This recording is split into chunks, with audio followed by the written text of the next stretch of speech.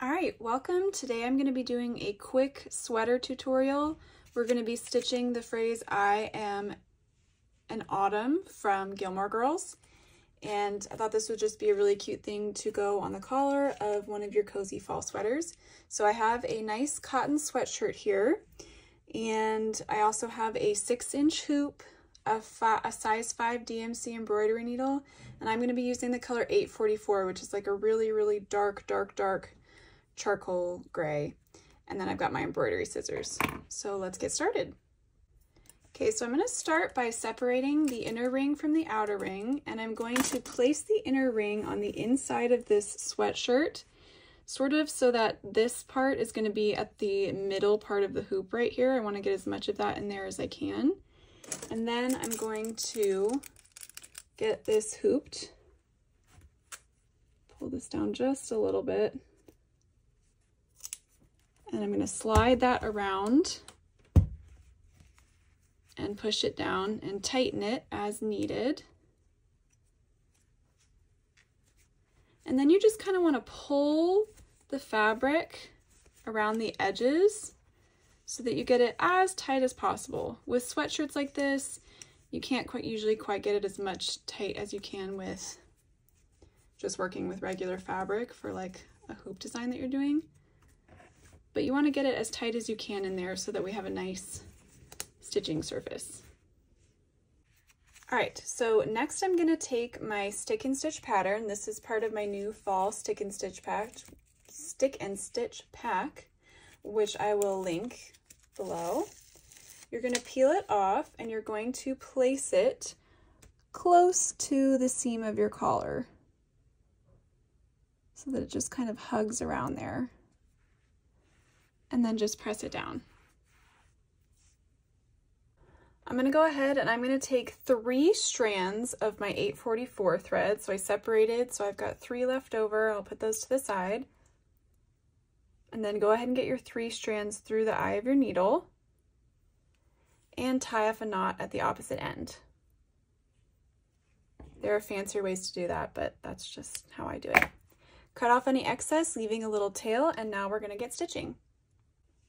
All right, so I'm going to show you how to do back split stitch. I like to do back split stitch for the lettering here, especially lettering where we have thinner areas and then thicker areas, like in this style, because it's easy to put little rows right next to each other as you're stitching. So I'm going to start on the eye, and I'm going to come up through the fabric. I'm going to start right here. And you're going to make a little straight stitch out and go ahead and pull through. And then you're going to come back up through the fabric about a short stitch length away. I like to keep my stitch lengths nice and short because we're going to be working with some tight curves. And then as you come back down, you're going to go back down through your previous stitches about halfway to 2/3 of the way, and you're going to split that stitch down the middle. So you're actually going to put your needle down through those threads. So you can see I'm going down through those threads, and I'll go ahead and pull through. And then I'm going to repeat that. I'm going to come up a stitch length away.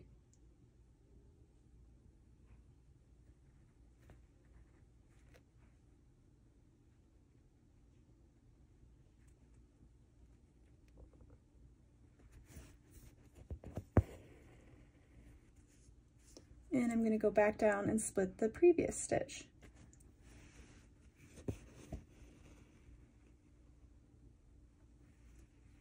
And I'm just going to keep working my way around the letter.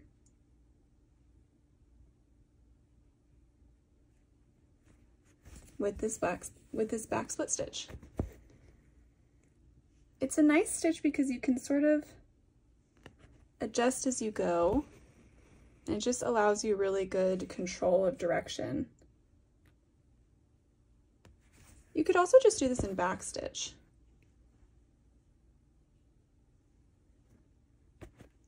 But I think back split stitch with the dark color thread that we're using just is a little bit more seamless.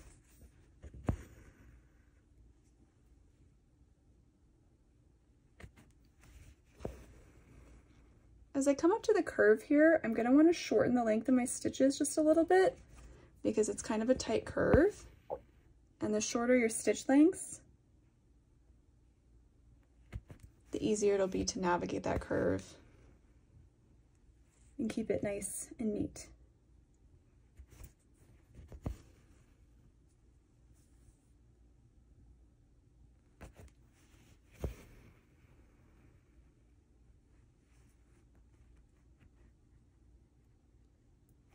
And as I come back down, you can see that this part of the letter is a bit thicker. So I'm going to start by working on the outer edge.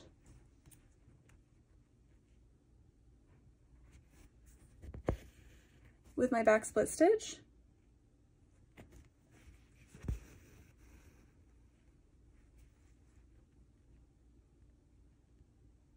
So I'm going to come down on this outer edge of that thick line.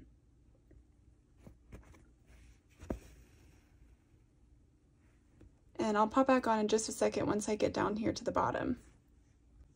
So now that I'm down here at the bottom, it's kind of hard to see just because of lighting, but you can sort of see that there's a little bit of space that's unstitched.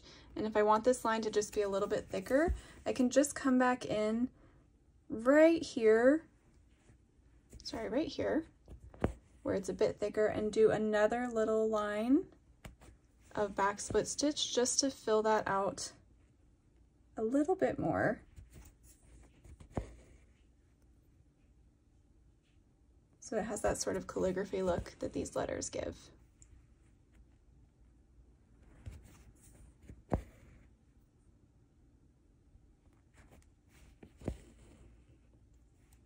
And then I'll go right up to here, which is basically where it starts to thin out again.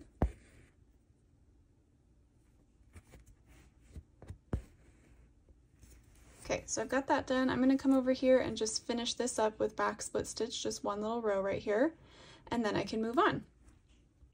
All right, so you can see I have my whole first letter done here. It's up to you. You could pull across between each each word here, but if you want to tie off and keep them all separate just so that the back is a little bit neater since we're working with clothing, you can just run your needle underneath a nearby stitch. So I'm going to run it right under here. Leave a little loop out like this and then run your needle under that loop and then pull tight. And I like to do that 2 to 3 times when I'm working with clothing so that that knot stays nice and secure.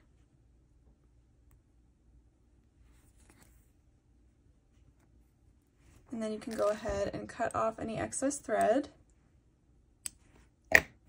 Now you'll grab your next 3 strands and you're going to continue with that back split stitch for the rest of the words. I'm just going to keep it all the same, 3 strands, 844 back split stitch for my whole lettering. And anytime it gets a little bit thicker, if you want to double up your line, you can go ahead and do that just so you get that same look. But also if you just wanted to keep it one thickness all the way across, you could do that as well. So you're going to go ahead and get that all stitched in, and then I'll hop back on and show you what we're going to do to get rid of the stabilizer paper. Okay, so I have finished stitching in the whole phrase. Now you're going to take your sweatshirt and go to your sink and start running warm. You can even run hot water. You just don't want it to be cold. Cold water really does not work very well to get rid of stabilizer paper. And you're going to use the pressure from the running water from the faucet to wash away all of this excess stabilizer paper. And you'll start to see in about 30 seconds, it'll just start to disintegrate. And you can kind of use your finger to wipe around the edges because sometimes the paper likes to cling to the edges.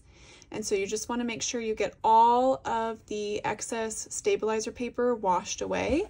And then you're just going to let your sweatshirt dry completely.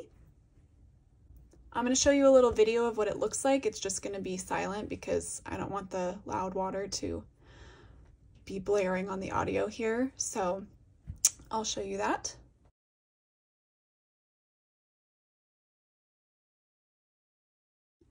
All right, so here is my finished sweater collar. It is so cute. I am in autumn. And the only thing I wanted to tell you is a lot of people will ask, what do you do about the inside? And honestly, I don't do anything about it. I just leave it. It doesn't bother me. All my daughter's clothes that I stitch, it doesn't seem to bother her.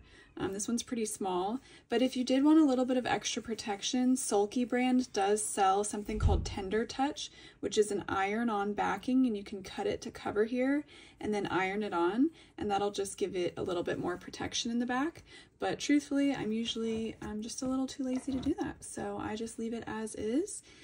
You can throw this in the wash. I throw it in regular. You can do it on delicate, and if you want to be extra careful, you can hang dry. But even with most of my daughter's clothes, I will just throw them in the dryer as well, and they hold up just fine as long as you tied your knots off well. But yeah, I hope you enjoyed this quick little tutorial, and you can subscribe to my channel if you're enjoying this content, and I'll definitely be back with more tutorials soon.